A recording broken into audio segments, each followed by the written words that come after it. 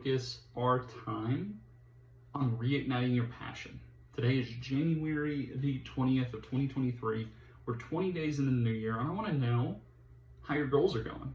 I'm not the one to set New Year's resolutions. I believe that any kind of change could be instantaneous depending on how you focus on it and if you're willing to actually apply deep work on it. But I want to, as we're 20 days into the new year, focus on how you reignite your thoughts and then take those thoughts and turn them into actions. And I want to give you 7 steps to do that. And these are the 7 steps that I utilize. And Ryan Holiday illustrates kind of an outline in the January 20th Daily Stoic text. And he quotes Marcus Aurelius, "Your principles cannot be extinguished unless you snuff out the thoughts that feed them. For it's continually in your power to reignite new ones. It is possible to start living again, see things anew as you once did, and that is how to restart your life." I mean, it's about 3 weeks into the new year. How are you doing with everything? Have you had a good couple of weeks? Have you had a bad couple of weeks? Where are you at with your goals? Now, these 7 steps are important for you to be able to reignite your focus and your passions towards your goals and your thoughts. So you have to focus on the present. Don't think about the future. Don't think about the past. Focus on the immediate present. And then if you live in the moment and you take the actions that you need to now, you won't get bogged down in the past or worry about the future too much. That's number 1. Number 2, you have to have belief in yourself. Believing that you can achieve anything you can set your mind to is trusting that your instincts and then what you've learned will be able to carry you, and it'll give you faith in your ability. Now, that means practice. That means deep work on your goals and deep work on the things to help you achieve them. This goes right into the next one, number 3, setting goals. Now, if you set goals, you know where your milestones are.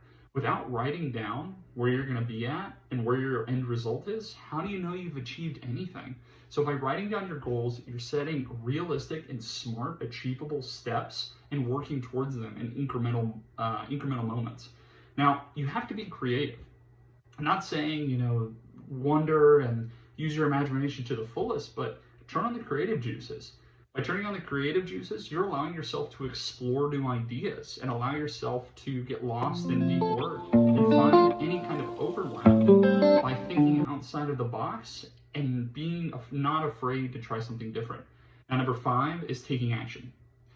By reading and just continuously, looking at things like the Daily Stoic or the Bible, you're putting yourself in a good position. But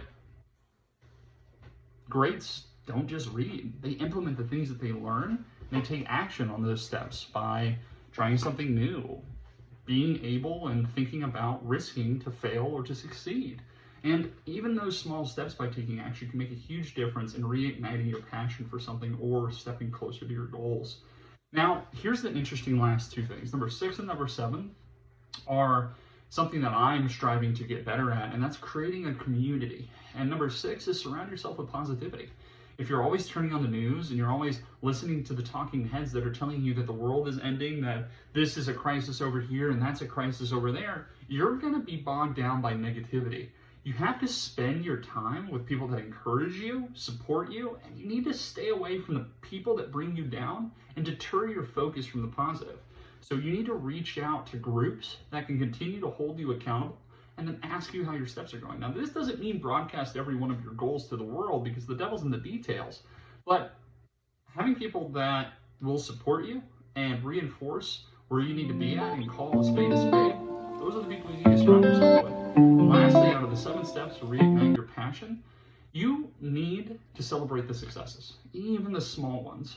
By celebrating your successes, no matter how small, this will help you motivate and keep you focused on your goals and your principles. Now, these 7 steps are outlined by 2 quotes. One of them we're going to take from the Bible, and these 7 steps outline the ideas needed to regain your focus through Stoic and Christian principles.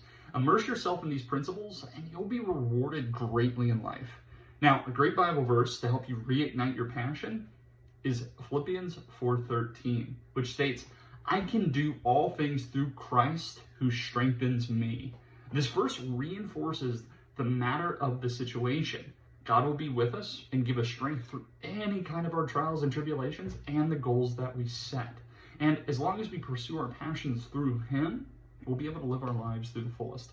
And as I close this out, I wanted to talk about a quote that Marcus Aurelius had in his Meditations. And the quote by Marcus goes as follows: "The impediment to action advances action. What stands in the way becomes the way." This is an excellent quote, again, to reinforce that, reignition of passion. And it serves as a reminder as no matter how difficult or challenging a situation may be, you can still work through it and success can come out of it. Now, guys, thanks for spending time with me today on this Friday. I've been really busy with a lot of the things that I'm working on and work stuff, but going into this weekend, I want you to apply these 7 principles.